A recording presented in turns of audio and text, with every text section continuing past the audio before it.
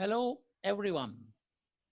Welcome to the sixth podcast of CIPS MENA Procurement Master Talk series. I'm your host, Lalit Dhamija.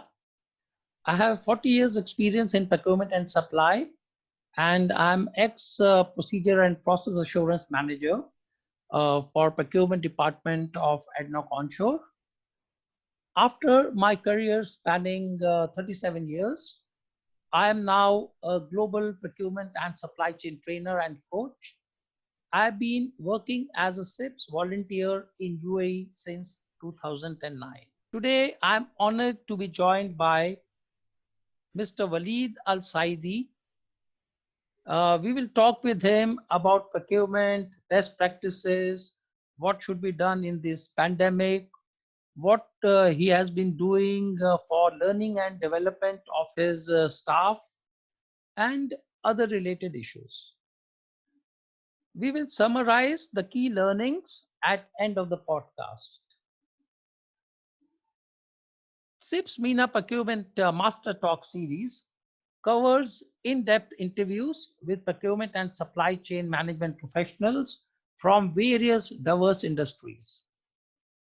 The stories about high and lows in the lives of procurement masters provide thought-provoking insights to face the market challenges for procurement professionals' pursuit to become strategic partners of their organizations.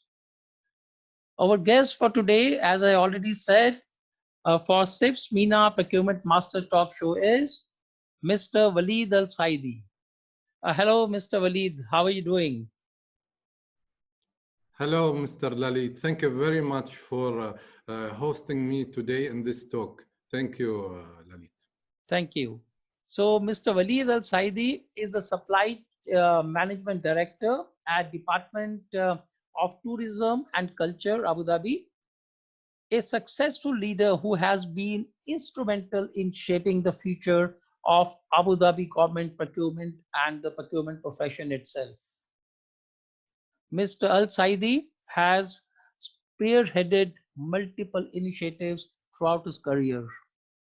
In particular, he has been instrumental in the development of digital tools, sustainable practices, frameworks, and methods of working designed to reduce costs and boost efficiency. His achievements, such as the award of CIPS Platinum certification in record time and making DCT only the 12th organization in the world to receive the accreditation, have not gone unnoticed.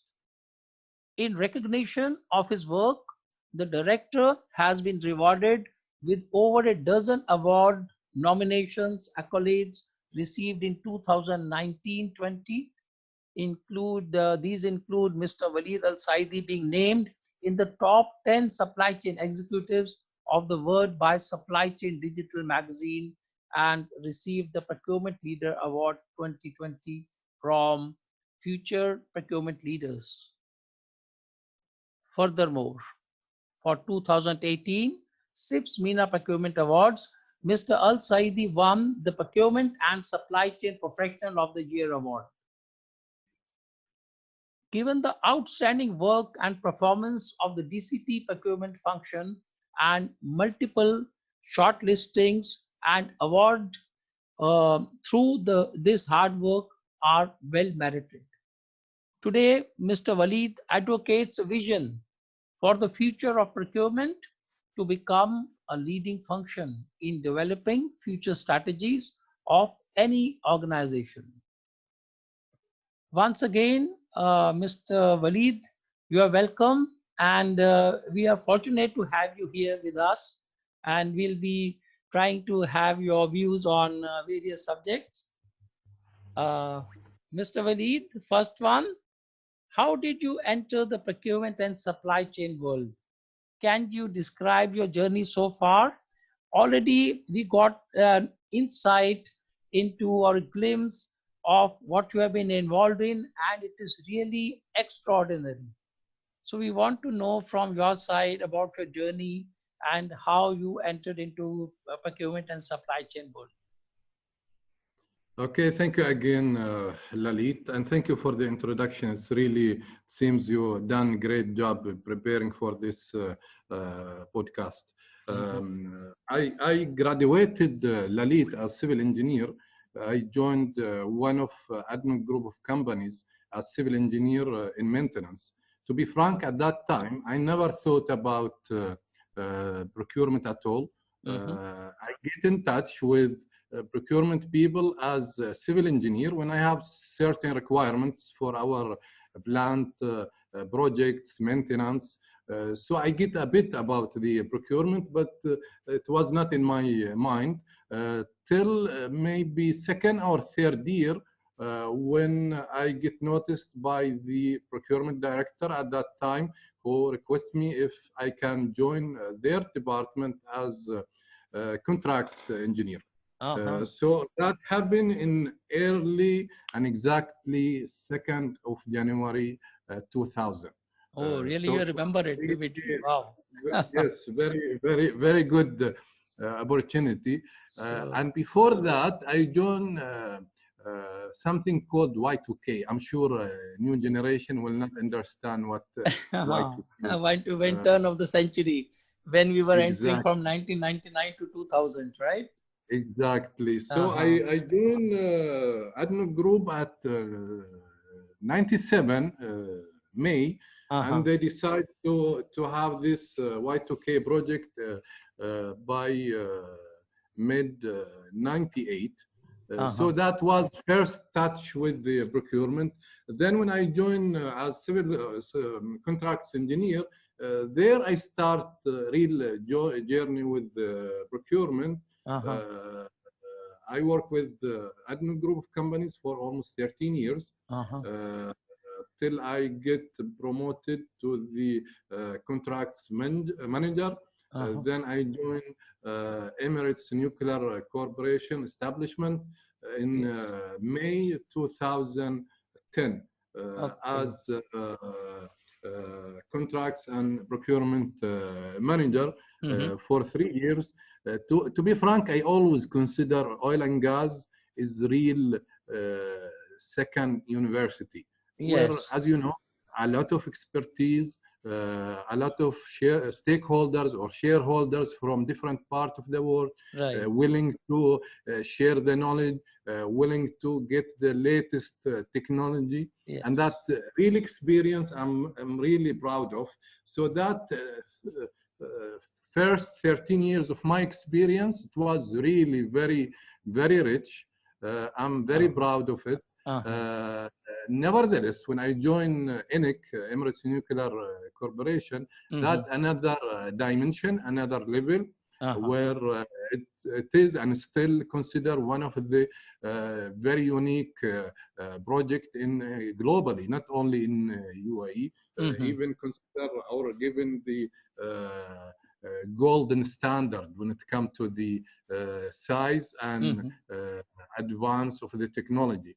Yeah. In 2013, again in May, I joined Abu Dhabi government in at that time, what do we call it? Uh, the authority, tourism authority, Uh-huh. which become DCT Abu Dhabi or Department of Culture and Tourism Abu Dhabi. Mm-hmm. So this is my journey with procurement, and of course that doesn't happen easily. But I can tell you, I found myself from the first day I joined the procurement. It's full of challenge, Mm-hmm. something really I enjoyed. Yeah. There's no day similar to the day uh, or Right. previous day. Always new challenge, and Yeah. that's what really make me always thinking it's one of the best career ever any person could imagine. Absolutely. Such a good recitation of your story and your journey.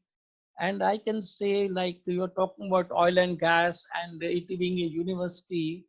Like, most of my career, I've been in oil and gas. And as you know, last 30 years, I was with ADNOC. in oil and gas, and I can really tell you there is so much learning, and it is like a university. You get all the resources from all over the world because of shareholders and other learning and development training, which is ongoing all the time.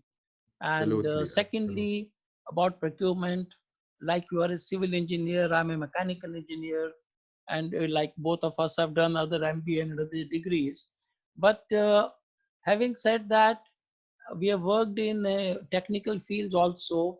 But when we came to procurement and supply chain, especially, I can say there is so much potential in procurement and supply.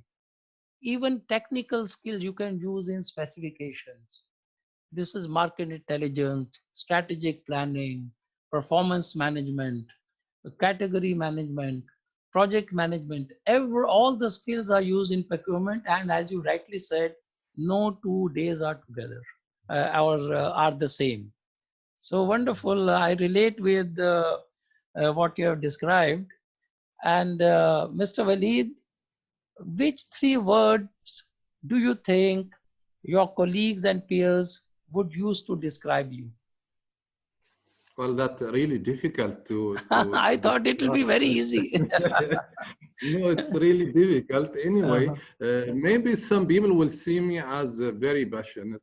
At the same Uh-huh. time, I like the challenge, and I don't mind always to try new things and raise the bars when it comes to the standards and requirements. I think this what Mhm. I see people always see me as. Sure, I have been, I know you, and we have been in touch from more than 10 years, even within the office environment and outside. And you were our chairman of Abu Dhabi branch committee. So I can't never forget the leadership which you gave. And if I have to describe you, I will say you are you are friendly, you are focused, and what you are approachable. So you are approachable, friendly, flexible, and you motivated me for applying for fellow of Chartered Institute of Procurement and Supply. You were after me for a year or so, so I really remember that, and always I thank you for that. So going ahead, Mr. Waleed, tell us something about what we don't know about you, your hobbies or timeouts. Mostly I like reading, to be frank. I Uh-huh. enjoy reading. Also, as outside, I like horse riding, Horse equestrian. riding. Uh-huh. Yes, I like movies, watching movies, especially going to the cinema. Not everything, but Mm-hmm. I'm very selective, to be frank, in certain type of movies. Mm-hmm. Mm-hmm. So nowadays we are locked down, and most of us people talk about Netflix. I don't know whether you are a fan of Netflix or not, because that is helping many people to stay at home. Of course, of course. Without it, you can't imagine Yeah, what you will do during these difficult days. yeah, absolutely. We can be selective and choose the type of movies we like, and this is a good resource these days. So good. So it is reading, horse riding, and movies. That's wonderful. Uh, Now, we have seen your articles about you and also by you on international procurement magazines. Also, you have received numerous international awards. Like when I did research, I could find out, and I was really amazed. What is the secret of your success? For our audience, sake of our audience, we want you to be a bit more transparent with us, please. Okay, this very good question, Lalit. Easy and difficult in the same time. In a way, my response to this always, you should not focus in getting this as objective. Actually, Mhm. you should focus as procurement professional Yeah. to be better than yourself every day, challenging yourself every day, challenging and raising the bar when it comes to your team, your organization, benchmark yourself with the best when it comes to the procurement and supply chain professionals. Rest will come by itself. Mm-hmm. To be frank, I never thought on the awards by itself, but when I applied to the awards for the first time, maybe like 3-4 years ago, Mm-hmm. um, I find it just reflecting what we already achieved. Mm-hmm. So my advice to other people, Mm-hmm. don't make it by itself as objective, because it doesn't really matter if you win or not. It's the more to be yourself as a genuine person, genuine professional, who Mm-hmm. trying to make things really better within the organization. Trying to influence the others, not only procurement. I don't want to mention names or organization, Mm-hmm. but thanks God, a lot of time I found myself inspiring people to work better, especially when um, the environment is competitive, where Mm-hmm. people and teams can show their work, showing the best they can do, Mm-hmm. and that will always inspire people to compete with better ideas and do better than what they thought they can do. Another thing, always I advise the especially young people to stop doing the routine. If you know something, go to something else you don't know. Try to learn something different every day. And this not a wisdom that I came up with. This is something I learned from others also. Especially in my first few years in oil and gas, I was inspired by a lot of really great leaders Mm-hmm. who show me the road. They show me the path. Especially, people tend sometime to get relaxed, not really, or I would say enjoying the success for some time. Mm-hmm. Where actual success actually, it's like climbing a mountain. You can't stop if you want to go to the top.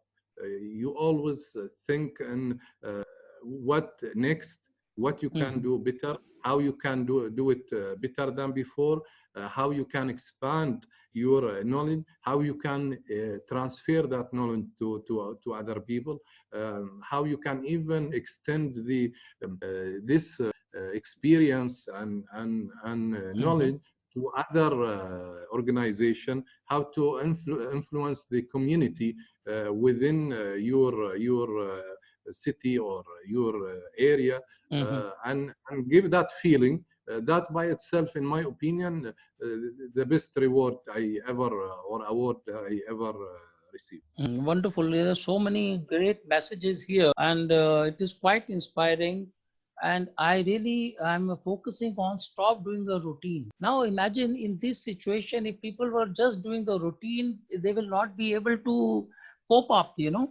We need a different type of leaders, different type of decision makers, and fast acting people in this situation, what we are going through. Of course, if this message was there, maybe this your team already learned it from you. Try to learn something new every day. Transfer the knowledge. Do something for the community, and work in a high pressure, competitive environment. Be genuine professional, trying to make things better within your organization. Means these are universally true at any particular time. And okay, I visited your office many times in different capacities, and really I've seen a glimpse of it. You can, when you enter the office, you can see from the posters, from the environment, from the type of people, the type of interaction, and type of initiatives you invite within your company.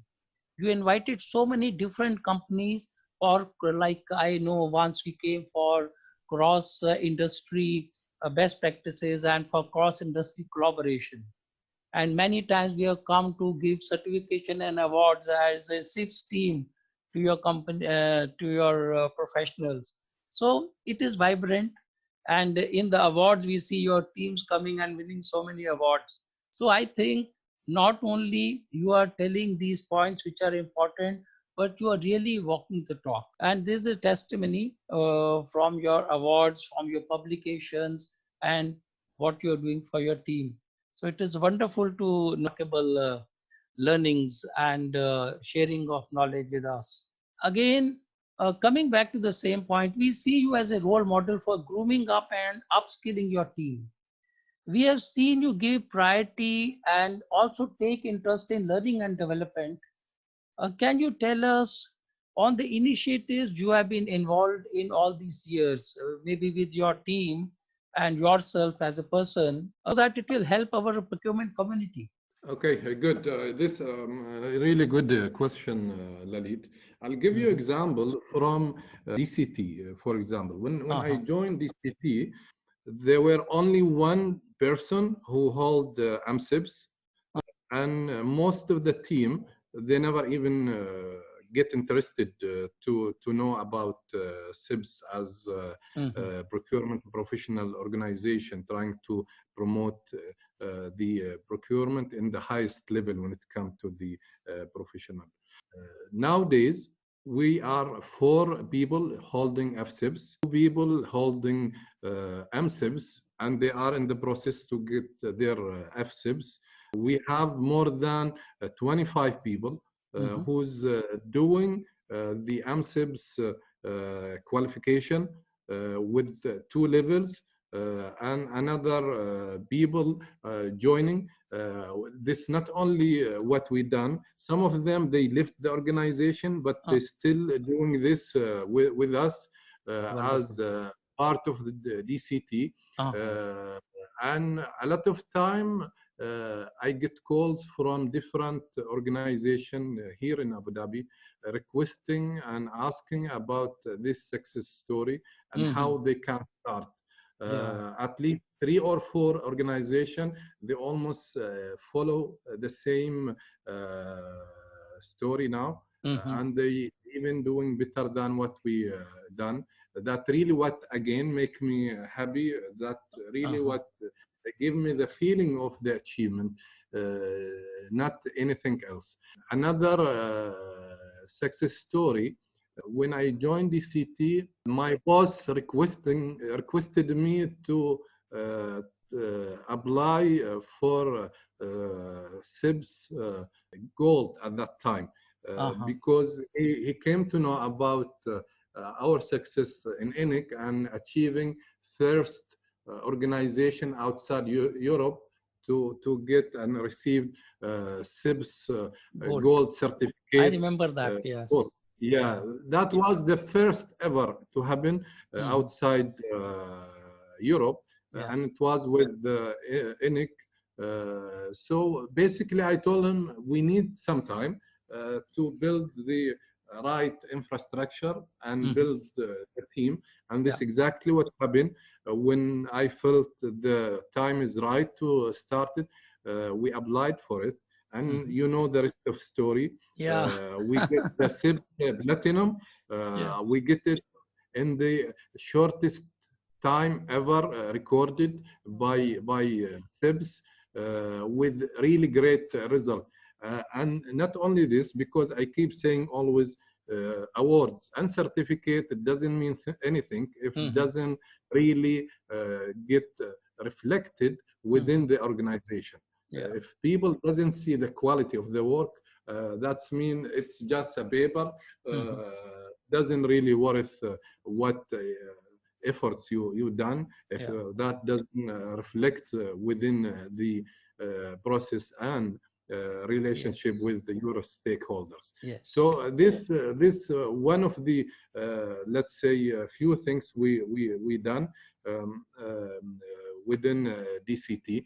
Mhm. In same time, I'm uh, I get appointed as a mentor for a few Emiratis Mhm. uh, within DCT, and that turned to be a really very good experience for me Mhm. because sometimes even if you are good on what you're doing, it's not easy to guide people and mentor people in the right direction Correct. Lalit.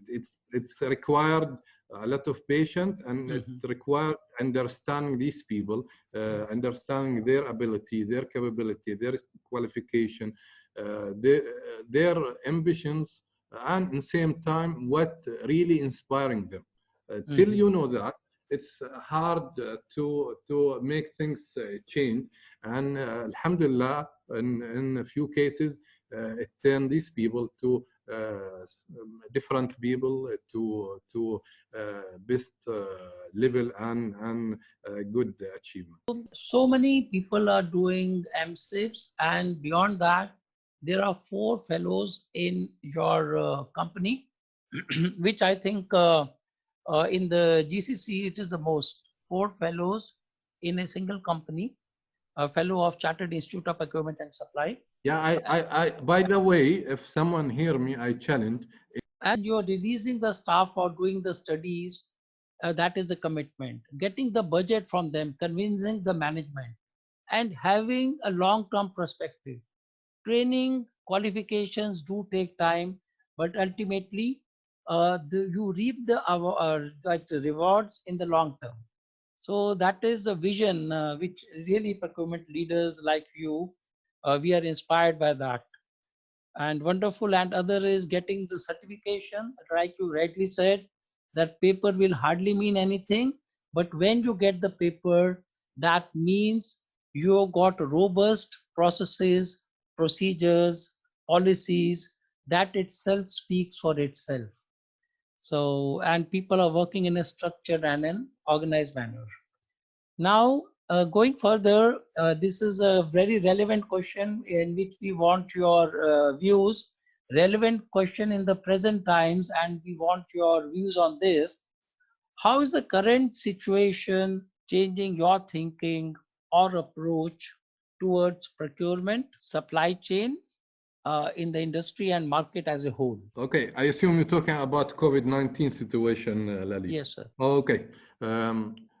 For me, the situation or current crisis, if I would say, it's something really broken the barrier between what people wish to have and what the reality. Mm-hmm. I'll give you an example. Let's be clear here. Mm-hmm. When it comes to the technology, infrastructure, and support, Mm-hmm. at least within UAE, we are ahead of so many countries. Yes. But the question, are we willing to maximize the utilization of this technology? Mm. I doubt. Before COVID-19, few organization was willing to reach to the maximum utilization of this technology. A lot just rubbing the old practice with the Mm-hmm. new technology. Not Right. really like someone who just painting nice picture and behind there's something different. A lot of Yeah. bureaucracy, a lot of Yes. paper, a lot of old practice. But Absolutely. once this happen, people get little bit shocked in the beginning and innovative in maximizing the utilization of the technology. And this happened within no time. Again, because we have this infrastructure, we have this technology. We used to have it and not utilize it. Yeah. Imagine if before COVID, you tell someone, I'm not going to office today, I want to work from home. Right. Uh, that will not be a very, very positive feedback Yeah. you will receive. Yeah. Not everywhere, but in most of the, let's say, organization. That including myself, by the way, Lalit. We all are in When it the comes to same my boat. team, Yeah. because we applied obliged to follow the policies, procedures, not necessarily we believe on it. Mm-hmm. But once that happened, believe me, the situation become absolutely different. People become more productive, better quality in the work, quick in their action, and also more collaborative. People, you find them all the time on the Teams, for example, Microsoft Teams application, utilizing the cloud to prepare all the required report or documents, maximizing the interaction with other colleagues. No more time wasted. Meetings like waiting for room. Yeah, booking room, And meeting rooms.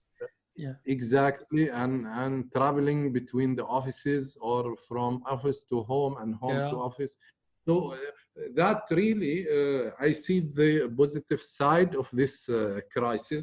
Um, is the things going to stay once COVID-19 become done and Yeah. finalized? I Yeah. don't think so. I will echo what His Highness Sheikh Mohammed bin Rashid mentioned yesterday. The world after COVID-19, not the same world after before COVID-19. Yeah. Things definitely going to change. People should think even in some functions within the organization. And in personal level, people should learn new skills. Yeah. No matter what your profession, you need to start learning new skills Yeah. in order to cope with the change. Young people, they are more capable when it comes to the technology, Yeah. and I think everyone should start learn, and as I said earlier, go to whatever you don't know. Try to expand your knowledge, and that applies to what's expected to happen after COVID or post COVID-19. Wonderful messages and a good explanation about the current situation and how it has changed. And we ourselves are seeing when we are conducting online training. So first of all, the participation is there. People are not escaping. They are in the class. They are more focused, more questions, and one-to-one interaction is much better. And we feel the first-hand experience and the type of feedback we get after that. People are interested. We do various type of quizzes, games, interaction by this online learning. So what you say, I'm reflecting the same. People are more productive and more interested, and we are getting more results in these type of things. And like, we have to be innovative. We are seeing so many innovations coming because of this COVID. My Like, we are getting medicines from the hospital, they are delivering in home. Banks, they are delivering documents in home. These exchanges, they are delivering at home. Education institutions, they are all learning online. And as you might have said, like you said, uh, uh, world after COVID-19 will not be the same as before. And what we have listened now, yesterday, Twitter said this working from home can be for life for employees who are interested. The paradigm is shifting, things are changing. Mr. Waleed, beyond this pandemic, what are the key trends companies will need to consider? How do you think we will need to kickstart procurement and supply chain once things begin to recover? Again, we should think in utilizing the new technology Mm-hmm. in different way. We Yeah. should think in restructuring even the way that we process our work. Yeah. We should think on a different way how we get related to our stakeholders, to Yeah. our people who we supposed to provide our service. We can't continue in the same way. Mm-hmm. And I think from the technology, which I think the good news from technology side, big companies, they taking this opportunity. Mm-hmm. They start releasing new tools. Before we start, you mentioned like Google and other companies, they start giving free tools in order to attract the users Yes. to their applications and requirements. And the Right. same should happen with the procurement. The worst thing always to do as procurement professional, trying to do the same way of the Mm-hmm. work, utilizing new techniques or technology, where it should be the opposite actually.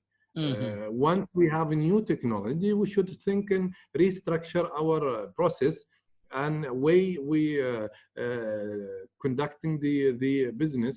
Mm-hmm. In all days, people get to our request suppliers to submit to sealed envelopes and need Yeah. to drop in certain box, and there is specific procedure how to open these Yes. envelopes and so on. Yes. Imagine we just doing this and trying to use the technology to imitate this. It will not be successful without having innovative way Yeah. to handle this. That's mean we'll keep doing this and even will create bottlenecks when it comes to Mm-hmm. the Right. in my opinion, technology, especially when it comes to artificial intelligence, big data, and a lot of technology happening now, like blockchain and other, Mm-hmm. still in the beginning, and not all organization start thinking to utilize this, especially when it comes to the procurement. Some still thinking in this three quotation and classical and tactical way of getting stuff and services Mm-hmm. from their suppliers. Yeah. Absolutely. Uh, okay, I think it could be the last question. Will remote working and digitization play a bigger role from now on? I'll tell you, I'm working article, Lalit. Uh-huh. I think it will be ready and published, inshallah, within the next 2 weeks. Wow, we'll It's be looking all forward to. about, Yeah. yes, all about post COVID-19 and Okay. what's the opportunity available now, how Mm-hmm. we can achieve real saving. I'll give you one example. We get always the best talent from different parts of the world. Mm-hmm. But with that, we pay a lot of cost when it comes to the logistics, Yeah. like getting the people, fly them in, accommodation, Mm-hmm. transportation, and so on, Right. which cost a lot of money. Yeah. Imagine if your organization get these talented and experienced people from their home Wow. in different parts of the world, Yeah. from Tokyo, London, New Yes. York, Sydney, Yes. and you get the best of the best, and you will find yourself paying fraction of money actually comparing Imagine. to what now organization pay in order to get this expertise. So this only one part of it. Another Yeah. part of it, uh, the offices, I think, will not be the same. Yeah. Big space, not anymore required. Mm. People who get like 10 floors, I think they should not need more than 30% of the space they need. Imagine Right. how much that will cost for saving Yeah. and cost cutting for them. So this is what I'm trying to say. With these crises, there Mm-hmm. is opportunity, and people should rethink when it comes to the way that need to handle the business. I'm sure we are in the beginning.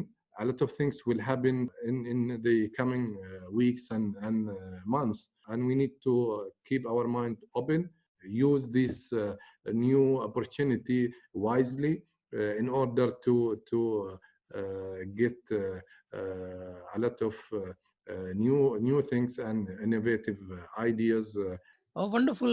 You gave two, three good points, which I think people have been really thinking about it.